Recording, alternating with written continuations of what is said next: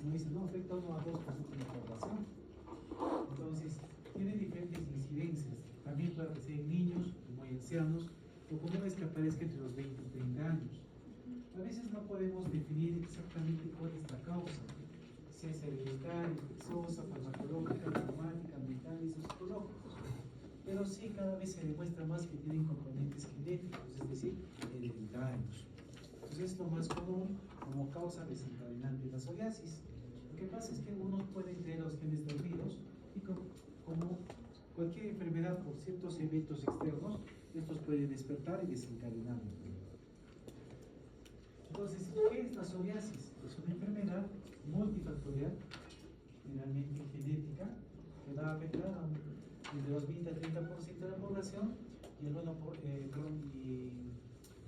entre los 20 y 30 años, y más o menos al 1 a 2% de la población. Entonces, si yo hago una pregunta que sí me importa saber es,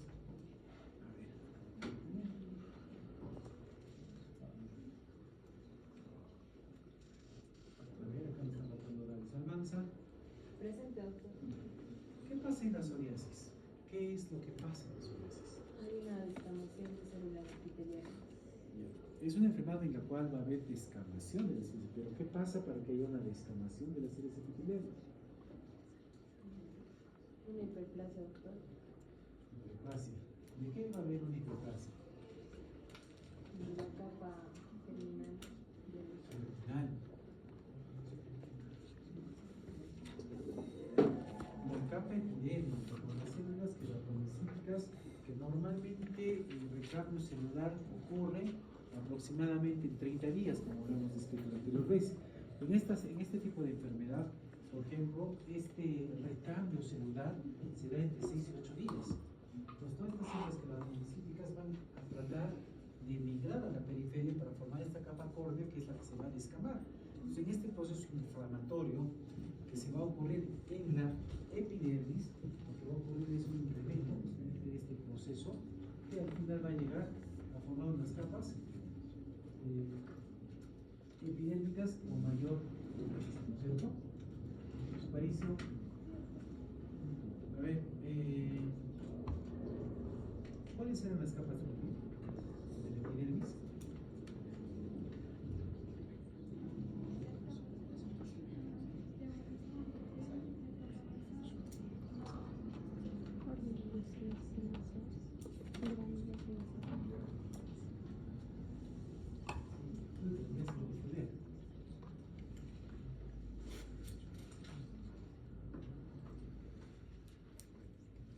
Acá tenemos un poquito la fisiopatología, ¿no?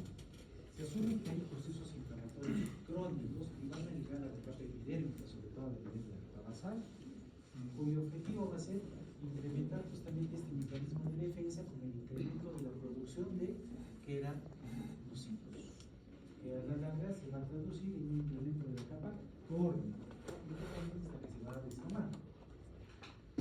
Normalmente estas estructuras, esta enfermedad se asocia principalmente a las zonas extensoras, ¿no es cierto? Codos, rodillas, cuello, ¿no es cierto? Pero también hay variantes en el tema psoriásico, donde curiosamente no encontramos tanto las placas blanquecinas, sino encontramos zonas más descubiertas, más rojizas. Pero también tenemos la psoriasis en gota. Por ejemplo, la psoriasis gotata tiene un aspecto de gotitas y no es una enfermedad inmunológica, sino es un factor infeccioso, sobre todo el estreptococo, que es muy común en niños, una garganta mal curada y tener estreptococos, pero a la larga se convierte también como un factor inmunológico. ¿Por qué? Porque el organismo, al tratar de eliminar estas toxinas, va a producir en ciertas zonas tejido hiperqueratóxico. La psoriasis invertida, ya no son las extensoras, sino que son sobre ¿no? Entonces, lo definimos, ¿no?, como un incremento en la capa córnea, producido por una hiperproducción justamente de queratinocitos que terminan en la capa córnea, que normalmente este proceso se da en 30 días y en este caso se daría aproximadamente entre 6 a 8 días. ¿no es cierto? Y eso hace que la piel se vuelva más gruesa y que la muy visible. También tenemos la psoriasis ileal, ¿no? Que aparece en las uñas. Miren cómo se empiezan a descamar la parte distal y progresivamente van hacia la zona próxima, ¿no es cierto? Pero también tenemos las artropatías psoriásicas, es decir, la misma psoriasis en las articulaciones, en la zona músculo-esquelética, ¿no es cierto? No es lo más común, pero suele presentarse con esta variante. Entonces, localizadas también hay las zonas posturosas y las variantes. ¿Cómo llevo el diagnóstico? Raspado y roca, ¿no? Pero algo pantognomónico es ustedes cogen una zona hiperceratóxica y le empiezan a raspar con un objeto romo. Y vamos a ver que después de raspar esta capa queratinocítica, vamos a encontrar puntos hemorrágicos. Y estos puntos hemorrágicos nos dan prácticamente el signo patognomónico de la psoriasis. Muy bien. Pénfigo. El pénfigo es otra enfermedad común. Curiosamente antes habían bastantes casos de pénfigo, actualmente no estamos viendo en los hospitales. Pero sí estábamos observando, viendo con mucha frecuencia. A ver, aperitimorales, coyuye, ¿qué fue, no? Chile también dispensó, oyentes de PM, cuadro de PM, días,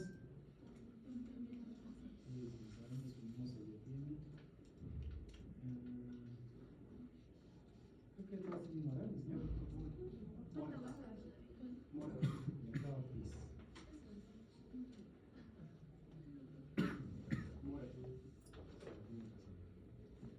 A ver, Ortiz.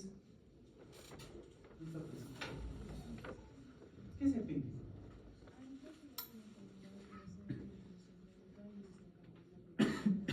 ¿Es una enfermedad crónica? Está dentro del grupo de las enfermedades inmunológicas. Eso es inmunológico. Que se caracteriza por la formación de pollos.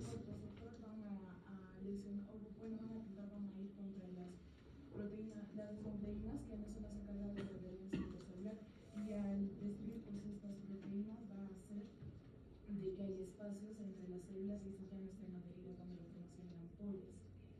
Eso es principalmente. También mencionan la cantólisis, que es justamente el espacio entre las células. A ver, Mora, que no tienes horarios. ¿Cuál es la diferencia entre el pénfigo y el pentigoide? Pénfigo y pentigoide. Claro, el pénfigo, como ya hemos descrito, es Immunológico. ya. El pentigoide También es inmunológico. podría estar relacionado con las variantes del pénfigo, en este caso con el pulgar y el foliáceo. No, el pulgar y el folacio es pénfigo. El pentigoide Pentigoide. sería una lesión. Primero por la localización. El pénfigo es intraepidérmico. El pentigoide está entre la epidermis y la dermis. Segundo, Luego, porque es muy común confundir con hospitales, ¿ya? Claro, al final el que te va a dar el diagnóstico es, obviamente, la anatomía patológica, pero clínicamente aprendamos a reconocer. entonces sería que no afecta mucosas. Ya, es otra característica común. ¿Cuál afecta mucosas? El pénfigo pulgar. En general, pentigoide. Otra. Otra sería que deja cicatriz, porque está a nivel de la dermis. Ya podría ser, pero no es una. El pénfigo normalmente se produce a nivel de piel sana. El pénfigoide normalmente sobre un eritema, una zona afectada. El pénfigo son lesiones blanditas, el pénfigoide son lesiones no duras, sino tensas. ¿Qué más? Pénfigoide. Localización. A ver, dame diferencia entre el pénfigo vulgar y folacio. El pénfigo vulgar es específicamente el vulgar, va a afectar a mucosas y a la epidermis. Más no el pénfigo foliáceo que va a actuar sobre la epidermis nada más. ¿no? Los dos afectan epidermis, ¿ah? Justamente yo estaba leyendo acerca de la desmoglina 3 y la desmoglina 1. Ahí podrías tener una diferencia, ¿no es cierto? Sí, el pénfigo vulgar que es desmoglina 3. A ver, Semiológicamente, el pénfigo vulgar se va a caracterizar porque va a aparecer lesiones en lo que es la mucosa y en lugares como puede ser también los genitales. Y a diferencia del pénfigo foliculáceo, este va a aparecer más que todo en la piel. Puede aparecer lo que es, puede aparecer digamos, en el rostro, en el cuero cabelludo, y este puede ir hasta lo que es el pecho, la espalda. Y también una diferencia importante hay donde hay folículos pilosos y donde hay glándulas sebáceas. Ahí está el follaje. Y obviamente está bien lo que has dicho, ¿ah? Que normalmente aparecen en mucosas, es la diferencia entre el vulgar con el foliáceo, ¿no es cierto? Ahora entiendo.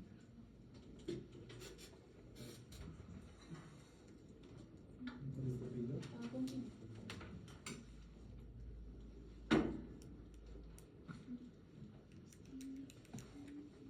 Miren acá. Tenemos un pénfigo, ¿no? Trastorno de la piel. O es en la capa epidérmica. ¿Cierto? Ahí tienes justamente lo que decía. Los anticuerpos van contra las desmoglinas 1 o 3, que son los mecanismos ancladores entre las células epidérmicas. Al ser destruidas, este anclaje no existe, o desaparece, y ahí es donde se forman justamente las ampollas o lo que se escribe, por acantólisis, como decía Mora, que se van a formar los contenidos de líquido. ¿No es cierto? Ahí estamos cómodos. Acá está un poquito la patogenia, ¿no? Causadas por anticuerpos IgG contra desmoglinas, rompen las uniones intercelulares que forman justamente las uniones. Entonces, generalmente vamos a tener desmoglinas tipo 1 y tipo 3, el foliáceo 1 y la otra con 3 puede ser, ¿no? Acá tenemos otro esquemita, donde se ve lo mismo, desmoglina. Recuerden también que tenemos otros tipos de pénfigo, paraplásico, medicamentoso, asociado a inmunoglobulina A, y justo el de inmunoglobulina A también se asocian a glomerulopatías. Acá, histológicamente, se ubican en epidermis y se forman paracarpales. Inmunológicamente, existen los cuerpos dirigidos sobre las desmoglinas. Muy bien. Pénfigo vulgar y foliáceo. Ya sabemos que lo más importante es afectación de mucosas y en el otro, sobre todo en estructuras donde hay glándulas sebáceas. Bien, a ver. Acá vamos a ver un pénfigo medicamentoso. Como todos los libros dicen, ¿no? Captopril, penicilamina y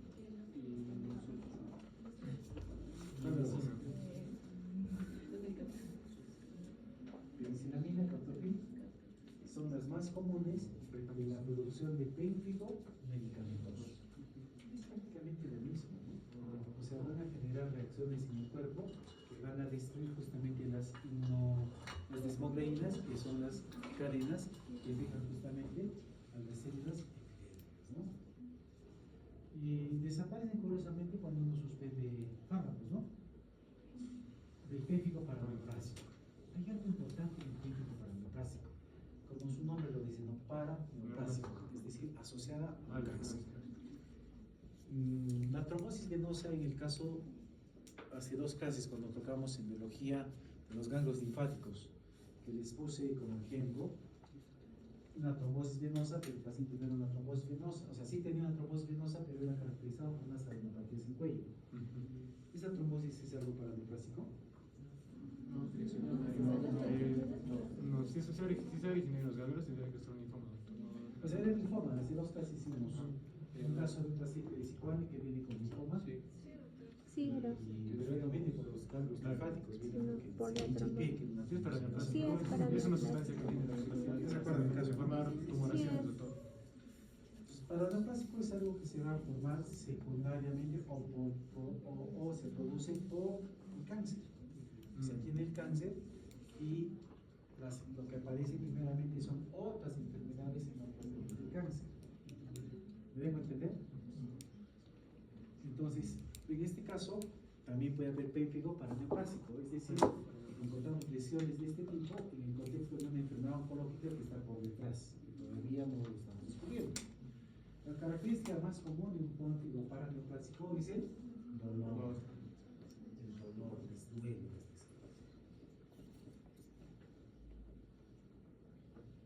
Acá tenemos el pemphigo vulgar, genitales y boca. Este es pemphigo también, ¿no? Hay ampollitas. Ahora, por ejemplo, entre el pemphigo y el pemphigoide, porque aparte es piel sana, ¿no? El pemphigoide generalmente son lesiones urticariformes o entematosas donde se van a formar las ampoides. Esa es la diferencia entre el pemphigo y el pemphigoide. Al final el tratamiento es casi lo mismo, ¿no? Pero, ¿cómo hacemos el diagnóstico diferencial? Principalmente por la anatomía patológica. En la anatomía patológica van a ver si la lesión es intradérmica, intraepidérmica o es subepidérmica, ¿no? ¿Qué es lo que lo va a diferenciar? El uno del otro. Incluso en mi inmunohistoquímica, ustedes van a ver que se pintan. Uno se pinta en la capa intradérmica y el otro entre la epidérmica y la dérmica.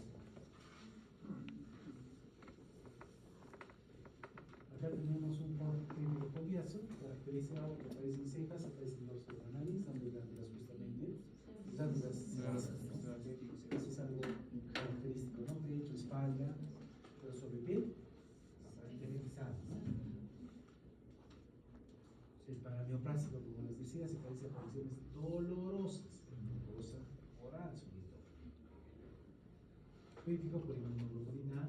Recuerden que este pemphigo por inmunoglobulina A también se puede asociar a bronquiolitis membranosas, justamente producidas por este tipo de inmunoglobulinas. A veces encontremos síndromes nefróticos o síndromes nefríticos que además se pueden asociar a este tipo de pemphigo. Pues hay que buscar las variantes, ¿no? Como así como un paraneoplásico, también cuando estamos asociados a inmunoglobulina, también tenemos que buscar estos otros componentes, ¿no? Otra enfermedad muy común.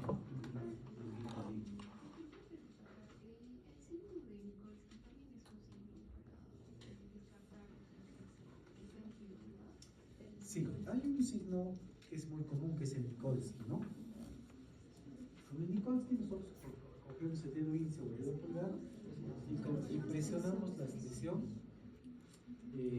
lesión cutánea y comprimimos y vamos a ver que cómo se distrae o cómo se desoye, entre comillas, la lesión cutánea. Ese es un signo muy característico y muy común que debemos hacer en los pacientes pemphigo, sobre todo pemphigo.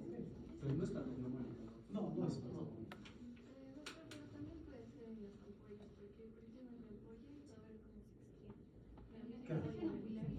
La lesión ampular la apetas y alrededor también se va a este, ¿cierto? Vitiligo, otra enfermedad común. Creo que todos en algún momento hemos visto vitiligo, ¿no? También es multifactorial, pero generalmente está asociado a enfermedades. ¿Qué va a pasar acá? Los melanocitos se destruyen. Los melanocitos se destruyen. Y como no hay melanocitos, no hay producción de melanina. Las melaninas se dividen en dos grandes grupos, ¿no? ¿Cuáles son? Eumelanina y feomelanina. Muy bien. La eumelanina y la feomelanina. Eso lo vamos a tocar más en el tema de albinismo. ¿No es cierto? Justamente con las variantes. Entonces, el vitiligo simplemente hay una destrucción de los melanocitos, los cuales no producen melanina. Recuerden que hay tres pigmentos que nos dan coloración a la piel: la melanina, los carótenos y la hemoglobina. Pero el principal componente de las variantes, justamente la melanina, son justamente el principal componente es la melanina. Incluso de acuerdo a sus hidroxilaciones de la EO o de la feomelanina, vamos a tener diferentes tonalidades en la piel. Algunos van a ser más claros, oscuros, y obviamente eso combinado con la hemoglobina y con los carótenos, etc., nos van a dar una típica coloración en la piel. Entonces, si se destruyen algunas zonas de la piel donde están los melanocitos, ¿no es cierto? Vamos a tener despigmentación. En la capa basal tenemos los melanocitos con sus dendritos. Más o menos 40 células se ven afectadas por un melanocito. Entonces, un melanocito le va a dar más o menos entre 40, 50, bueno, la literatura 35, 40 células van a ser pigmentadas justamente por la producción de los melanocitos. O sea, un melanocito te va a obrar ese grupo. Si yo tengo destrucción de estos melanocitos, vamos a perder la coloración de la piel. ¿Esas lesiones van a doler? No van a doler. ¿Van a escocer? No van a escocer. ¿Van a producir algún daño? Yo sé que antes de la despigmentación en la piel se aparece un escozor previo a la aparición del vitiligo. En algunos casos se comenta eso. Pero normalmente es asintomático. O sea, es sintomático, pero se comenta que es Muy en algunos casos. Y generalmente también es simétrico, doctor, a nivel de crecimiento de la zona media, ¿no? Depende de dónde para que sea simétrico, porque lo común más bien es que no sea simétrico. Pero miren, este paciente parece acá algo simétrico, ¿no? Miren, predomina en mujeres, siempre las mujeres, ¿no? En edad media, presencia a nivel mundial 1% de la población. 50% de los casos comienzan entre los 10 y los 30 años, ¿no? Y afecta a todas las razas. Obviamente en una persona con tez más oscura es más notorio, ¿no? Que en un niño de tez clara. Entonces, pero ya tenemos un 1%, ¿se dice? 1. Multifactorial, pero normalmente estamos involucrados dentro de nuestro proceso inmunológico. Siempre es inmunológico, ¿no? Entonces, autoinmunitarios, citotóxicos, bioquímicos, oxidantes, nerviosos similares. Hay varios factores, es multifactorial, pero lo más común es que sea inmunológico. Es multifactorial. Entonces, ¿qué va a pasar? Justamente como les decía, una destrucción de estas células que se encuentran en la capa basal. En la capa basal están los melanocitos.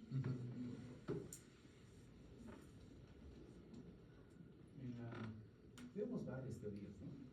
Las neuroimutógenas.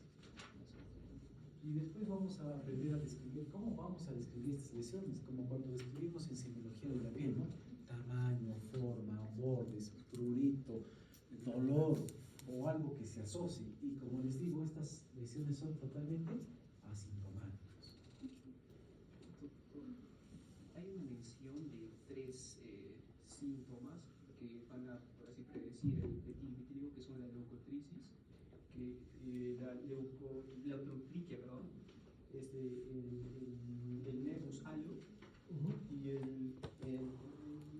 y la alopecia areata, que son signos acompañantes previos a lo que va a ser la predisposición del vitiligo. Esos 3 mencionan. Sí, esa es una buena observación que dice Mora. Recuerden que la alopecia areata es la alopecia, o sea, la ausencia de cabello en una zona del cuero cabelludo. Y generalmente es inmunológico.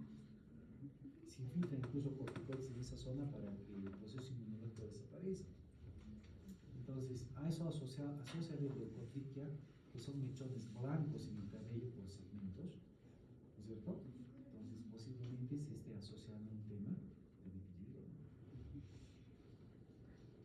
Miren, máculas. Hay diferentes tipos. Por la distribución, por ejemplo, tenemos el vulgar, ¿no? En axilas, cara y genitales, el acrofacial sobre cara y manos, y el universal sobre el cuerpo, más bien es al revés, ¿no? Las lesiones.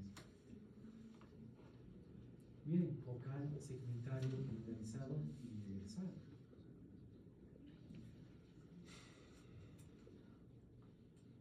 También tenemos afecciones en ojos, en manos, ¿no? Como les digo, es mucho más notorio cuando el paciente es de tez más oscura. Ahora, otro síntoma, el albinismo. El albino, ¿no? De por sí, no es una enfermedad. Es un patógeno. El organismo no es una enfermedad. Es un cambio. Es una condición hereditaria. Así es.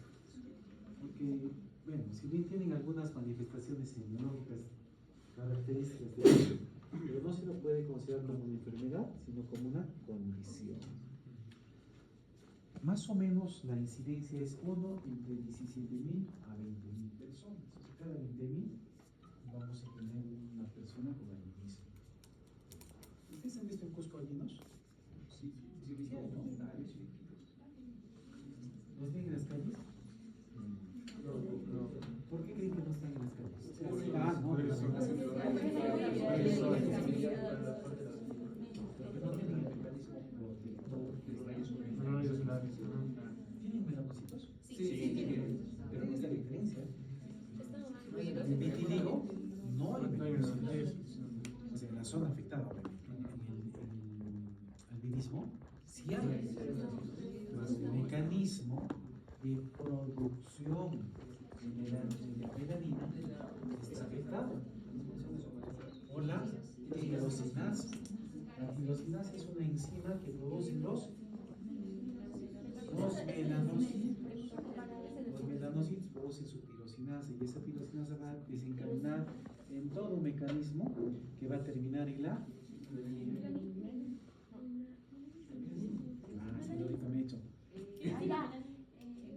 En dos, en la eomelanina. Esas sus variantes nos van a dar cierta coloración o textura en la piel. Entonces ellos no tienen ese mecanismo enzimático que hace que no se produzca melanina. Ojo, todos los pacientes con vitiligo, con albinismo, van a tener trastornos oculares.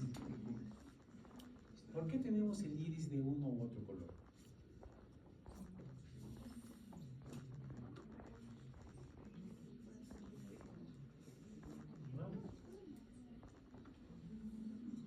Tú dices, Neri,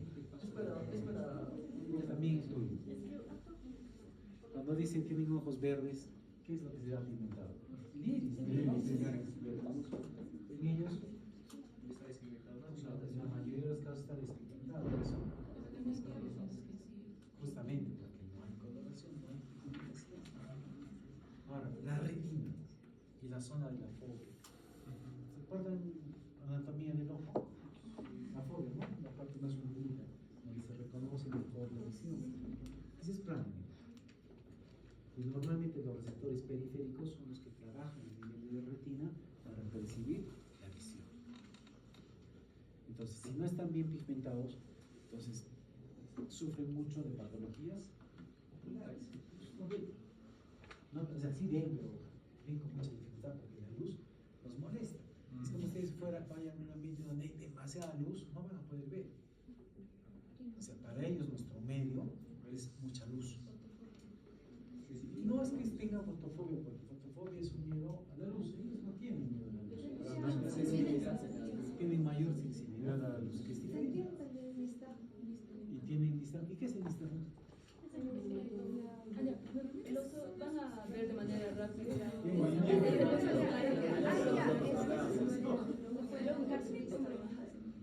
Pero recuerden, no todos van a tener problemas oculares. Nistagmos, alteración sobre todo de la dureza visual, cambios en la retina, cambios en el iris, todos, uno más que el otro solamente. Miren, incluso a nivel del diagnóstico, no es típicamente los desglosamiento a nivel del diagnóstico en los pacientes con albinismo. Obviamente hay varios tipos de albinismo, algunos son más albinos que otros, por llamarlo así. Va a depender mucho de los genes que están comprometidos. Algunos solamente están dirigidos a la zona ocular, ¿no? Ajá. Por ejemplo, lo que les decía, ¿no? El contraste de la foto. Esa parte unidita, donde está la retina, donde se ve, donde se capta la visión, está afectada. Es plano, no es unidito. Tipo 1, tipo 2, tipo 3, ¿no? Van a afectar. Entonces, va a depender mucho cuál es el tipo para ver el comportamiento. Puede ser un hipercutáneo. Y esto va a estar netamente en relación al tipo genético. Entonces, esta es una condición genética que afecta, pues, ¿no? A uno en 20.000 más o menos habitantes, ¿no? Tiene que ver mucho con las alteraciones del GPR, ¿no? Todavía más inversados. Mira, baja visión, pues dice fotofobia, ¿no? Pero es en sí es fotofobia, ¿no? No, Sensibilidad, sensibilidad, sí. no sé que tenga albinismo con rabia, dice. O sea, claro, sí que se incomoda, ¿no? Pero no es pues que tengan Miedo a la luz. hay nistagmus. Son variantes, ¿no? De piel y piel, ¿no?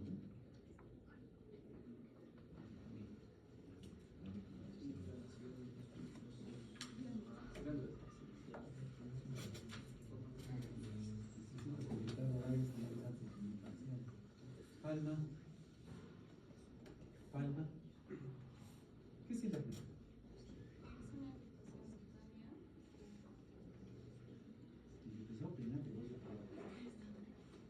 Es una afección cutánea las glándulas sebáceas.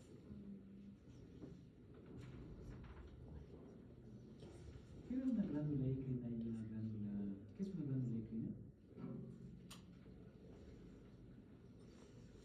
Apócrina.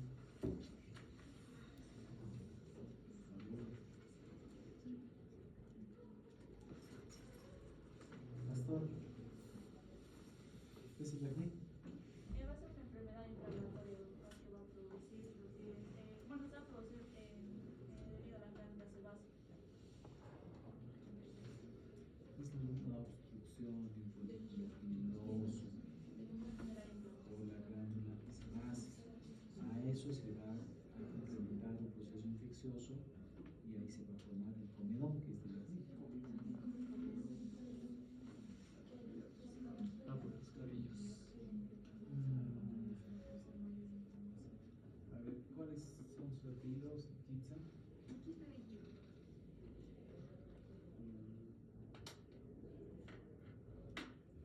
¿Y la Delgado?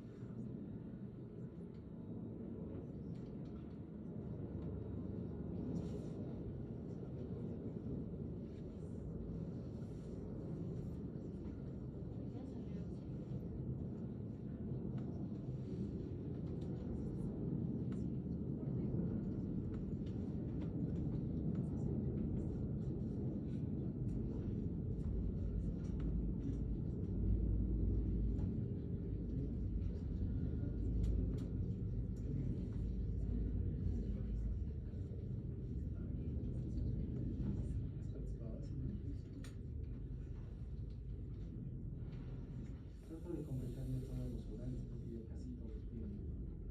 Falta uno. A ver, Ramírez, Sí, doctor. ¿a qué se refiere el acné neonatal? Perdón, doctor, no escucho. Acné neonatal.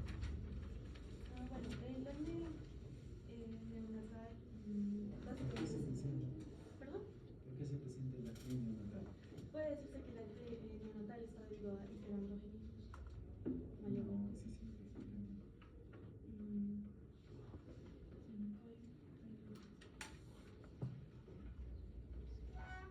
Bueno, es más que todo comido por una presencia de comedones Entonces, ¿por qué le va a dar? A ver.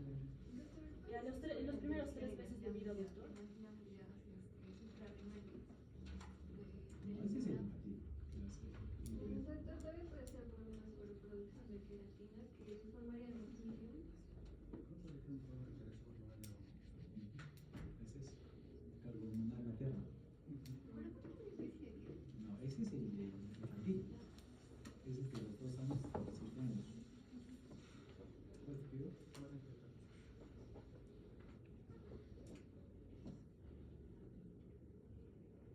Rojas, ¿dónde está Rojas? No, aquí, doctor.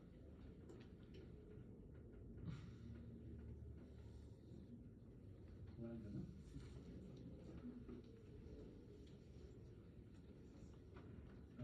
¿Quién está pasando? Rojas, ¿no?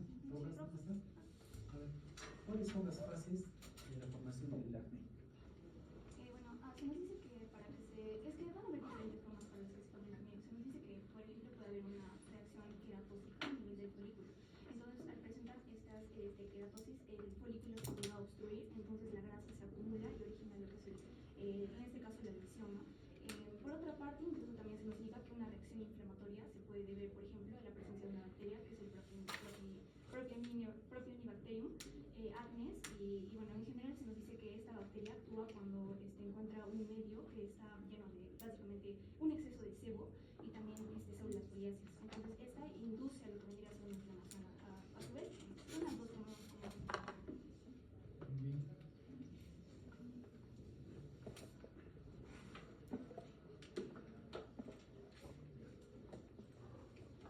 Y pues el acné es una enfermedad muy común, ¿no?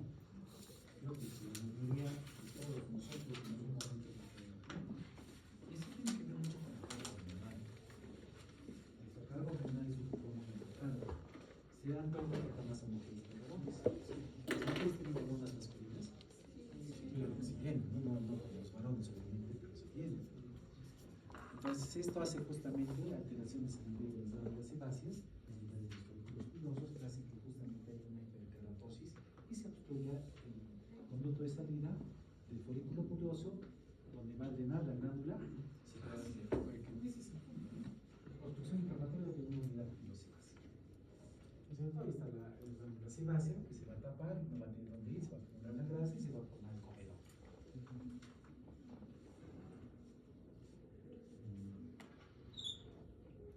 Miren, acá estaba, por ejemplo, en la fisiopatología. Bueno, la ansiedad también tiene un factor importante. Los libros, por ejemplo, hablan de acné que no está condicionado por la dieta. Vean los libros, cuando dice acné, dice que el factor no tiene nada que ver la dieta en la formación del acné. Pero en la práctica sí, ¿no? Se comen los chocolates grases de lo que salen sus acné, pero el libro en teoría dice que no debería ser afectado. Porque cuando tú ves pacientes así, les dices, sí, no, teóricamente la dieta no consume, comen, entonces sale, ¿no? Entonces, hay predisposición, hay producción sebo, la bacteria prolifera y normalmente se forman los famosos comedones. Va a haber diferentes tipos de acné, diferente tipo de agresión o diferente tipo de lesión, así como el vitiligo. El vitiligo puede ser solamente afectar esta carita o le puede afectar todo el cuerpo.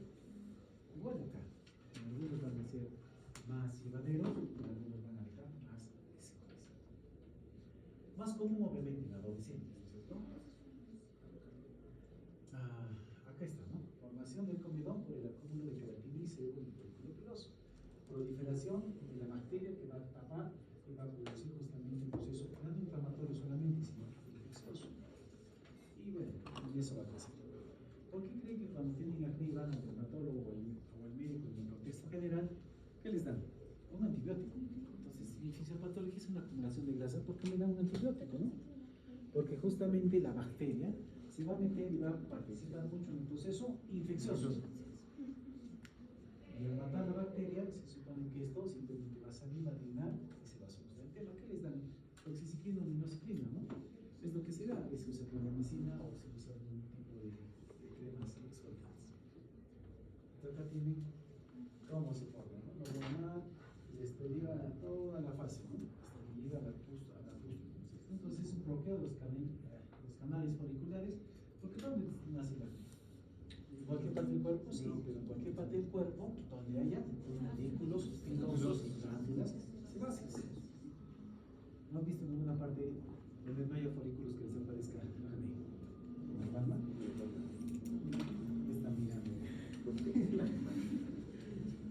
Muchas ganas de ellos, ¿no? Y es un poco difícil, ¿no? Pero eso no lo ve.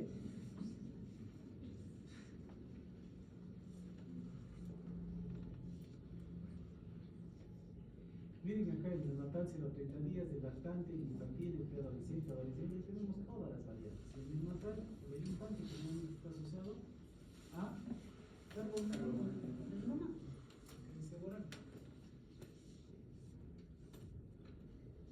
El lactante, el infantil, ¿no? 2 a 7 años. Y el camilla tenemos acá sí se está asociando a otras enfermedades como el hiperandrogenismo.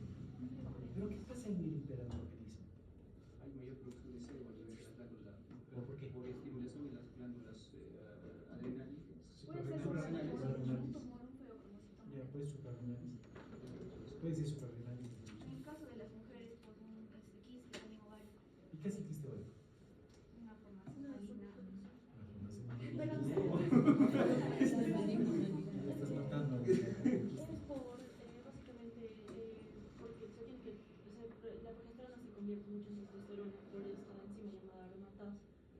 entonces hay un hiperandrogenismo. ¿No es al revés? No, progesterona es la testosterona. Ajá, es testosterona. Y es más. Ya, a ver. Los varones tienen menos acné que las mujeres. ¿O sí? Es más agresivo en varones, pero no es más frecuente en varones. Es más frecuente en mujeres. Yo les hago un screening acá, aunque hay más mujeres, ¿no? Pero es más persistente y de más difícil tratamiento y más agresivo en varones.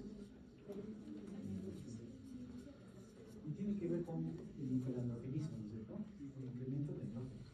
¿Qué hacen los andrógenos a nivel de la glándula sebácea? Producción de sebo. Y además de los folículos pilosos, Crecimiento del vello. Crecimiento del vello. yo recuerden algo importante, el hiperandrogenismo, por ejemplo, a nivel del cuero cabelludo, ¿qué va a hacer? Ah, la alopecia. Sí, por eso les dije que en condiciones normales los varones pueden quedarse calvos y las mujeres no. ¿Y qué van a hacer? Atrofia, lesión a nivel del sistema de inmunidad pilosa, pilosebácea.